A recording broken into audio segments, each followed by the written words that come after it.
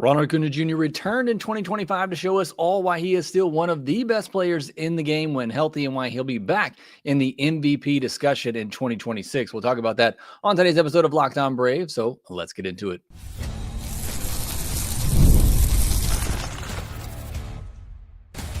You are Locked On Braves, your daily Atlanta Braves podcast, part of the Locked On Podcast Network, your team every day.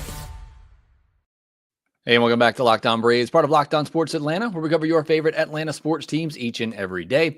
I'm your host, Jake Mastriani. You can follow me on social media at ShortstopBall. Check out the podcast there at LockedOn_Braves on X and Locked On Braves on Instagram. Make sure that you subscribe on YouTube if you're new. Hit that thumbs up button and leave me a comment down below. You've been incredible to me all season long, and especially as we get the off season going. And it's just going to get better and better once we actually do get into the off season. We're into the championship rounds now. Those getting underway here on Sunday night as I record. Raleigh just hit a big home run to tie that game up. So we're getting closer and closer to the conclusion of this season, which will then get us into what I think is going to be a very entertaining offseason for the Atlanta Braves. So make sure that you're subscribed right here on YouTube or wherever you get your podcast. Thanks so much for making Locked On Braves your first listen of each and every day. But as we get geared up for the offseason to begin, we'll do some off-season preview episodes here towards the end of the month. But for now, really for the next 2 weeks, along with the managerial search, which is pretty ice cold at the moment, we're going to be doing some player recaps and previews. So we're going to take a look back at what some of these players did in 2025 and preview what they could look like in 2026. Are they going to be a part of the team in 2026? We're going to start out today talking about Ronald, but if you have some players in particular that you want me to recap, preview, let me know down in the comments section below. We're going to start with the big ticket item here in Ronald, and I'm going to tell you why I think he's going to be right back there in that MVP discussion next season. Today's episode, though, is brought to you by FanDuel. Right now, new customers can bet just $5, and if your bet wins, you'll get $300 in bonus bets to use across the app. Download the app today. In 2025, Ronald Acuna Jr. played 95 games, 333 at-bats. He slashed .290, .417, .518 with a .935 OPS, 21 home runs, 9 stolen bases, a 17.2% walk rate. It was a 24.8% strikeout rate, 228 ISO is very, very good. Excuse me. And then a 161 WRC plus is second highest of his career. So yeah, that's good. 3.5 F4, second on the team, only behind Matt Olson, who played every day. Just by all accounts, just looking at those numbers, fantastic. I mean, what more could you want from a guy coming back from a second ACL injury? And just, again, those numbers just scream one of the best players in baseball. Now, just kind of recap the season for Ronald. He had a bit of a delayed start coming back from that second ACL injury, one on both knees now at this point.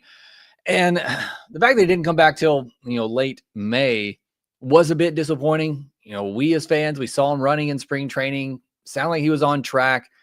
The injury that happened this time was earlier in the season than it was the first time when he hurt the other knee. So we assumed there's a chance he could be back by the beginning of the season for the start of the season. But the Braves, I think, wisely slow played it, making sure that when he came back, he'd be ready to play pretty much every day. And that was basically the case once he returned.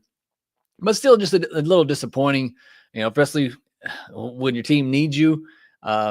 It was just frustrating, I guess, as a fan, where I felt like he could have been back sooner if they wanted him to, but they were just, again, probably doing the wise thing and slow playing his return. There also was that controversy while that he was out where he made the social media post about had it been him that was not hustling instead of Jared Kelenic, that he would have gotten benched, which is true. And I've said this about Snicker. He doesn't seem to treat everybody else the way that he does Ronald at times. Although earlier in his career, I'll tell you that he was one of the first ones to stand up for Ronald when everybody was throwing at him. But still, as Ronald, you can't say that publicly. And it led to some strong comments by Jeff Francoeur that I didn't like and talked about on a podcast.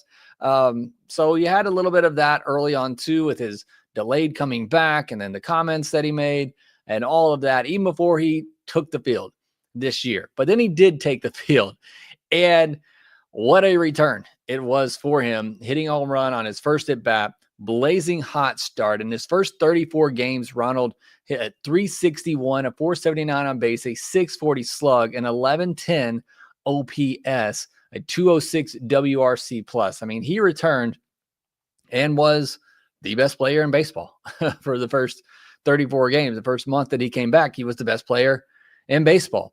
Now, then he did cool off, at least according to his standards. From July and August, 134 at-bats. He hit just 224. Still got on base 35% of the time.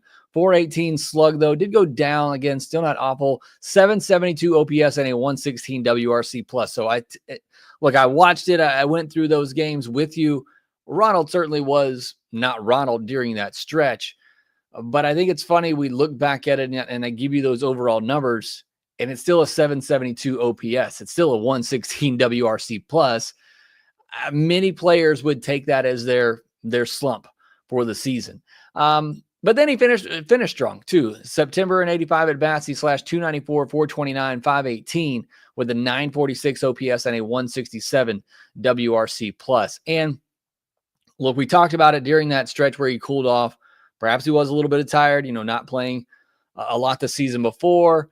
And even though they did slow play him coming back, that's still, a lot to ask. You're not able to get him in the DH spot a lot because Ozuna's in there every day. If it's not Ozuna, then it's one of the catchers. So it was hard to really get him off his feet. You had to play him in the outfield. And so there was some worry that maybe he was tiring down a little bit. So it was great to see him finish really strong in that month of September. The other noteworthy thing for Ronald this past year is that moved around the lineup a little bit. He wasn't in that leadoff spot. In fact, he had more at-bats in the number 3 spot in the order than he did at leadoff. And the numbers kind of tell a story. Like, both great, don't get me wrong, but in the leadoff spot, he slashed 310, 423, 557 with the 980 OPS. Batting third in over 46 games, it's 43 games at leadoff, 46 in the third spot. But in batting third, he's hit 263, 409, 479, 888. Again, both great numbers. But, was he not as comfortable in that batting third spot? Did that move just happen to line up with Ronnie's cold streak? Again, he was good in September, still batting third. And then, of course, there was the awkward stretch of games where he batted 6th and 7th. He batted 6th twice. He batted 7th twice. And I still can't believe Ronald Acuna Jr., the best player, one of the best players in the game, batted 6th and 7th in a lineup for the Braves this year that needed all the help that it could get at times. But either way, we're moving past that. But it was curious, and it was interesting to see Ronald out of that leadoff spot and what that looked like. And again, both great numbers, but they were better when he was in that leadoff position. We didn't see him run a lot. In fact, we didn't see him try to steal a base until his 19th game. And then he had 4 steals over his next 11 games. And then he didn't attempt another stolen base for his next 24 games. And then he got caught stealing on that next attempt. So he went from June 24th to August 19th without a stolen base. Part of that, I believe, is that the Braves were just kind of out of it. Also, just really don't need to push it at all. Those two both kind of go hand in hand. But just one stolen base attempt from June 24th to August 19th.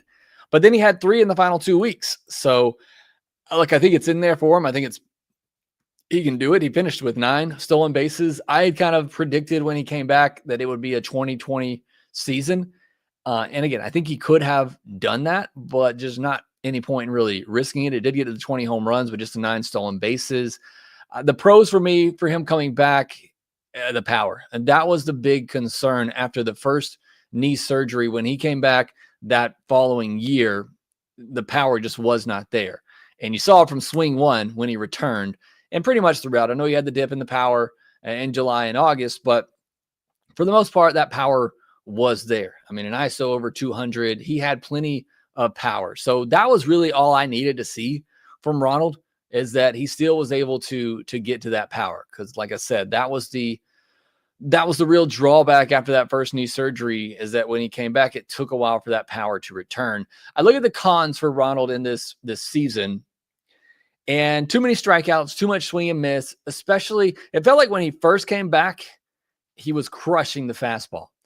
And that was what he struggled with in 2024 before the knee injury. He was really struggling with that fastball, particularly that fastball up. And when he first came back and was on fire, he was crushing that fastball. And then all of a sudden he lost it again. And he wasn't hitting that fastball as often. He was getting beat with that fastball. It really didn't matter the velocity. I saw him get beat by 92, 94, and as well as 96, 97. And I don't know what's causing that. I don't know if it's a mechanical adjustment in his swing that tends for him to get off that fastball every now and then. But that did seem to be an issue in 2024 that saw those strikeouts go back up from 11% strikeout rate in 2023 all the way back up to the 23, 24% strikeout rate it has been these past 2 years. So that's the one con for me. And then just some inconsistencies. But again, give him a little bit of a break coming off a second major knee surgery. Ronald's usually one of the most consistent players. And like I said, even in his cold streak, he was getting on base 35% of the time. So, he's always going to be a factor, and he's always going to be able to get on base for you. And like I said, if the speed comes back, it's not that the speed's not there. It's just if the willingness to run, comes back, it's still going to be a major factor for Ronald. So I'm not too concerned about I'm not too concerned with the strikeouts. He's been very good in the past with a 23, 24% strikeout rate, but I would like to see that come back down a little bit. And then my final thing on Ronald here, and then we'll get into previewing 2026 and why I think he's going to be an MVP candidate again. I was thinking about doing a best moments of the season. I generally do that at the end of the year. I talk about the best moments from the past year. And, we've had the managerial discussion and all that kind of takes center stage right after the season ended. And quite honestly, I just can't think of too many exciting moments from this past season. And when I do, the three that came to mind all involve Ronald. So whatever your feelings on Ronald Acuna Jr., he is one of, if not the most exciting player in baseball. And when I think of the three most exciting moments, plays of this past season, one is Ronald hitting a home run on the first pitch that he saw coming back. I mean, that might be the signature moment of 2025. The other is the throw. I don't even say any more about that. I did a whole podcast breaking it down. It still just blows my mind. And then the other big moment from this past year, when the Braves were still technically in it, that Mets series where he makes the catch up against the wall and Alonso doubles off Soto at first base. And two of those moments are defensive moments for Ronald. So again, just an exciting player. You cannot take your eyes off him when he's at the bat and even in the field, even though his defense is the worst part of his game. We'll get to that in a second. And I'm just so glad to have him back and able to watch him in what was a rough season. But yeah, when I think back on the best moments from this past year, they all involve Ronald. So it was great to have him back as a Braves fan and in a Braves uniform this season. Hopefully he's in a Braves uniform for a lot longer to come. And we'll get to that later this offseason too, talking about a potential extension for Ronald. We won't do that this episode, but next I'm going to tell you why I think he's going to be back in the MVP race next season. We'll get into that here next. The NFL season is here, and so are the MLB playoffs, and FanDuel is making sure you're ready for kickoff and first pitch with a can't-miss offer. Right now, new customers can bet just $5, and if your bet wins, you'll get $300 in bonus bets to use across the app. FanDuel allows you to bet the way that you like, with player props, building same-game parlays, or even jumping in live as the action unfolds. Checking the World Series odds right now. As you might expect, the Dodgers are heavy favorites at plus 110, followed by the Mariners at plus 200, the Blue Jays at plus 440, and nobody believing in those Brewers. They got the worst World Series odds right now over on FanDuel. They got other lines and odds out there as well that you can check out. Obviously, the World Series MVP, Shohei Ohtani, the big favorite for that right now. NLCS, ALCS odds out there. You can check all that out at FanDuel.com. Also, please make sure you visit FanDuel.com/playsafe for tools and resources to help you stay in control of the way you play. Download the FanDuel app now by visiting FanDuel.com to get started. That's FanDuel.com to place your first $5 bet. Thank you, as always, making Locked On Braves your first listen of each and every day. And go check out Locked On MLB for your second listen of the day. Where the guys from MLB Game Night will get you caught up on all the action happening throughout the postseason, and solely, obviously, keeping you updated with everything happening as well. I already mentioned it, but for the rest of this week, unless we get some concrete managerial news. I already gave you my top 3 candidates last week. You want to check that out. But for the rest of this week, like I said, until we get some more news on the manager hire, we're going to be focused on our player recaps and previews. So let me know who you would like me to talk about next. But previewing 2026 for Ronald, he will be back with the team. Just go ahead and put that out there. We'll do that for all these players we're going to talk about. Will they or won't they be back? Ronald will be back. And if he's not, I might not be back. But for me, I saw enough from Ronald in 2025 to believe that he's going to be in MVP discussion. If not one of the favorites to win the MVP next year. I didn't see it while I was looking at FanDuel right there a second ago. But I'd be curious to see, and they probably won't put anything out until the season's over, to see where Ronald is in their NL MVP odds for next year. Because I got to think he's at least top 5. Obviously, Ohtani's going to be up there. Soto will be up there. But I think it's Ronald right after those guys. And I think he has a legitimate shot. As I said in the first segment, the biggest worry for me coming back for Ronald was the power. And he showed that isn't a factor. A 228 ISO and a 518 slug shows he can easily put up 30-plus home runs over an entire season. I mean, he got to 20 in less than 100 games. He can easily hit 30 home runs in a season. He certainly was more reserved on the base pass, and that's, again, to be expected coming back from a second major knee surgery where he even said, probably not going to see 70 steals again. But I do believe that we'll see him still at least 20 bases next year. So just right there, the baseline for Ronald Acuna Jr. next year is 30 home runs, 20 stolen bases. Again, that's the baseline for me. He plays 140 games. I think he's hitting 30 bombs. I think he's still in 20 bags. That's the baseline that I think Ronald can get to next year. And if all the other stuff is there, if he's hitting 300, he's slugging close to 500, he's getting on base nearly 40% of the time, he's going to have a 5-6 F4 season. Again, baseline. Maybe my expectations are way too high, but that's my baseline for Ronald Acuna Jr. next year. You also look at the walk rate, 17.2%, the second highest of his career and 5% above his career average. Was that a tangible change? We saw a lot of Braves players this year who were more patient at the plate, saw their walk rates go up. Was that a part of Ronald's game this year? Maybe with a directive from Tim Heyer's staff, whatever the case may be. Because like we said, we saw a lot of Braves players being more patient, which led to more walks, but also still led to a good number of strikeouts. And we saw that for Acuna too. But if that, remains a part, and he's always walked a lot, 12%. He's usually always in the double digits walk rate wise. But if he, hangs out 14, 15%, I think that, again, just, and you're able to cut down on the strikeouts, it just makes him that even more of a dangerous threat, especially in that leadoff spot, which that is my final kind of point here before I get into the cons for Ronald. It's not all good, but I do think he goes back to the leadoff spot. I think he should go back to the leadoff spot, especially if that's where he feels more comfortable. I think he's earned it at this point. I don't know what more he needs to do for you and your franchise. I think he's earned it at this point, and obviously we got to know who the new manager is. For you to just ask him, Ronald, where do you want to hit? You want to hit first? You want to hit second? You want to hit third? Where do you want to hit? And you let your best player, dictate that, because he is your best player. I don't know anybody that would really argue that. And if you tried, I don't know how you could make a really good case against that. He is your best player. Where do you feel more comfortable? If he has a preference, maybe he doesn't. And maybe he comes back and says, doesn't matter. Just put me in there. And if that's the case, then okay, manager, you make the best decision. I think it is leadoff though. And I think that's where he needs to be. And I think that is where he's more comfortable. Like I gave you the numbers earlier. It's not like he was bad hitting third. It was still an 888 OPS. But he was better in leadoff, and that's where he's been for so long.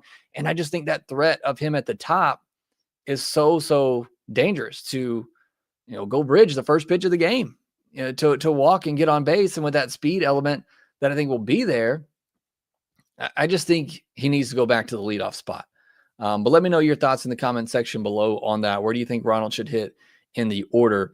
Now, there are some cons or some negatives for next year for Ronald, I think, to watch out. Ability-wise, I have no real concerns. Defensively, it's not great, especially if you look at the metrics. He ranked 14th out of 17 right fielders who qualified or who at least played 750 innings in right field this past year. I completely butchered that, so let me try to say it again.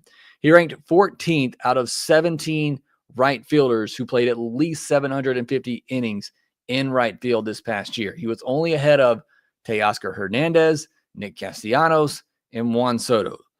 Guys who we all know around baseball are pretty bad defenders, awful defenders. I don't believe Ronald is an awful defensive player. And I do believe the metrics are misleading. And I've said this for a while now. Yes, he gets bad jumps. Yes, he takes some bad routes. But he usually still makes the catch. And isn't that what it's all about? I can't think of too many plays where I said, oh, if Ronald would have got a better jump, he could have gotten to that. I mean, it happens. I'm not saying it doesn't ever happen. But it's not like I feel like he's missing a ton of catches because he's getting bad jumps. And really, that's mostly what the metrics are saying, is that he gets bad jumps, he takes bad angles, and he does those things. I'm not trying to say he doesn't, but usually he's so fast, he catches up. His closing speed, he normally gets to all the balls that he should get to. So that's where I believe the metrics are a bit misleading. And as Video says in the comment section here, that arm is the best in baseball. And that arm being out there alone saves runs. And that doesn't always show up in the metrics. Just the threat of his arm keeps hitters at first base instead of trying to stretch into a double. Just the threat of his arm holds runners at third base from trying to tag up or score from second on a hard hit ball to right field. Just the threat of his arm. And then obviously you give him the chance to unleash it, and he shows you why it's one of the best arms in baseball. So yeah, I get it metrically. He doesn't rate as a good defender. I think me personally watching him, I still think he is a positive defender out there because he does have the speed, even after getting those bad jumps, to still catch the balls that he should get to. Like I said, I can't remember too many times where I thought, oh, he got such a bad jump, he couldn't get to that ball. Again, I'm not saying it never happens, but it just doesn't come up that much. And then just the threat of his arm out there is enough to continue to play him in right field. My only real issue with Ronald is availability. And I mean, that's a real issue. He's played. I know Ronald's missed a lot of time, but it was shocking when I really looked at 8 seasons now. And only in 2 of 8 seasons has he played more than 120 games. Twice in 8 seasons. He has only played 120 or more games in 2 of 8 seasons. Now, you did have the 2020 season mixed in there, but still, the guy just has not been able to stay on the field and not been able to stay healthy. And you're talking about a guy who's had major surgery on both knees. And that is worrisome. And he's a player, and I know some people don't believe this, but he plays hard. And he does, and you don't want to take that out of his game. He is very aggressive. Now, look, there's times he's gonna pull up on a ground ball, and over 162, I think that's okay at times to try to preserve yourself. But he does play hard, and that, again, you don't want to take that away from him. Hopefully, having a more fluid DH, though, will allow the new manager to give him some days off. I think that's going to be very important for Ronald Acuna Jr. going forward. I think you have to find ways to give him some days off, and I think that's going to be very, very important. I see Matt saying, who's going to play right field when Acuna is DHing? Well, hopefully you're going to find somebody this offseason that can play the outfield. I think that's why it's important that you find another bat this offseason and preferably a bat who can play in the outfield, because I do think you need to get Acuna off his feet and get him in that DH spot whenever you get the chance to do so, to try to preserve him and make sure that bat is still in the lineup. So, look, I'm very excited about Ronald in 2026. I think he's going to be in the MVP discussion. I think he's going to have a monster year. Just stay healthy. That is really the only thing for Ronald. He eased all my concerns with what I saw from him in 2025 to see that he's going to be just fine as a hitter. Would love to see the strikeout rate come down a little bit more, but the power was there. The on-base ability is there. I still think the speed is there. It's just a willingness to run. And then I said, my only worry for him is just staying on the field. That's the only thing he really has to do. All right, next, I'll get into some of your comments about Ronald. We'll also give a postseason update here. Is watching one of the games live as we record. We'll get into all that here next. Most people can't name all their financial accounts or even what they're worth, whether it's 401ks, properties, or investments. And when you don't have the full picture, you can end up leaving money on the table. That's why there is Monarch Money. It's an all-in-one personal finance tool that brings your entire financial life together in one clean, easy-to-use interface on your laptop or your phone. Monarch does the heavy lifting for you. You can link all your accounts in minutes, see clear data visuals, get smart categorization of your spending, and finally feel in control of your money without ever touching a spreadsheet. Me and my wife use it. We put the budget together every month, and we try our best to stay in that budget, but it's super easy to use. It's helped us get on the same page financially to help me take some more vacations in the summer because, you know, I need them, and you can get those vacations too by helping get your budget under control with Monarch Money. Use code LOCKEDONMLB at monarchmoney.com in your browser for half off your first year. That's 50% off your first year at monarchmoney.com with the code LOCKEDONMLB.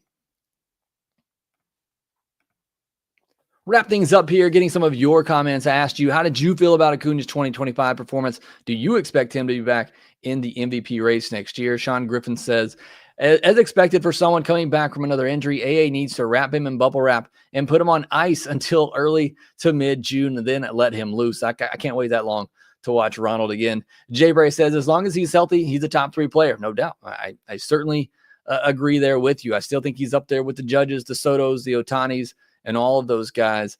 Dave Vesey says, hard to argue with the numbers, but his whiff rate was too high this year. Would love to see him cut down on the swing and miss next year. Having said that, if he stays healthy, he's an MVP candidate, but that's a huge if. And I agree with all that there. I think the whiff rate, strikeouts, it would be nice if those come down. I think even if they don't, he's still an MVP candidate. But, you know, him staying healthy, unfortunately, you got to say it is a huge risk at this point, a huge question mark. Calvin Fender says, I think next season he's a beast with the bat, won't steal as much, but I believe he will contend for MVP. Hopefully the team can extend him prior to his value skyrocketing. Ultimately, he's a top 5 player and deserves more love than he gets. And also said, I felt his 2025 performance was actually very good. From when he arrived in May, he led the team in F4 and WRC+. Additionally, was 5th in the league in both categories among all hitters with at least 400 plate appearances. So yeah, it was fantastic. Cavs Buckeye says, don't need him in the MVP race, just need him to play 125 games and up his power a bit from this year. He should DH some and only run in very, very high leverage situations until hopefully the postseason. I can get on board with that. And then Carlos says 100%, but with less stolen bases. Might be contradictory because he won it in 2023 with 73 of them, but his bat is going to be a force to be reckoned with. He's going to remind the league of who he is regardless. I love that energy right there from Carlos. And then Hammer 755 says, coming off an injury, he was being very careful. He should be 100% and back to MVP quality in 2026. So a lot of you agreeing with me. You think Ronald's going to get back to that MVP form, and I cannot wait to see it. Like I said, just need him to stay on the field. That's really all that we can hope for with Ronald Acuna Jr., and I think he's going to do some special things. Your postseason update, the Brewers did get their revenge on Craig Counsell and the Cubs. I just think that's an amazing kind of story. I like the Brewers. Obviously, I started covering the Brewers here on the Locked On Network when I got my start, waiting for this Braves job to open up. Still a big Brewers fan, got some friends that I met while doing that job over there. And I was glad to see the Brewers get it. I don't like what Craig Counsell did there. I mean, it's $8 million. I get it. And I just love that Brewers team and that organization. I mean, don't have the biggest payroll. They have a plan. They have a type of guy, a type of team that they want to build, and they built it and it's winning. And I think that's just truly, truly incredible. And what makes this game so great is you don't have to spend $300 billion like the Dodgers and the Mets. You can still build a contending team by just playing the game and building towards your strategy. So I love the Brewers in that regard. And now everybody roots for them to take down the Dodgers. So hopefully they're able to get it done. The Mariners and Blue Jays got underway on Sunday night. And currently, as I'm recording this on Sunday night, the Mariners are up 2-1 in the top of the 7th inning here. So that's been a fun game. We go to the bottom of the 7th, and it's a 2-1 Seattle game. So I think it's going to be fun the rest of this postseason. Anybody but the Dodgers, and it's probably going to be the Dodgers, but should be a lot of fun. That will do this episode, though. Thanks so much for joining me here live. Chris Hester, Mass Boost, Video Moon, Soul Still Burns, our Guinness. Thank you all for being here live with me. Blaine Farnsworth, haven't seen you in a minute, buddy. Thanks so much for joining as well. Matt Karcher, appreciate your support. Doug, appreciate you being here as well. Make sure you hit that thumbs up button. Leave me a comment down below to further this discussion on Ronald. What did you think about his 2025? What do you think he'll do in 2026 if healthy? Let's just think positively here, and let's think Ronald's going to be healthy for 140, 145 games. What type of numbers do you think he puts up? Let me know down in the comments section below. Hit that subscribe button if you haven't already, and make sure that you rate, review, and subscribe to the Locked On Braves podcast wherever you get your podcast, and I will talk to you next time.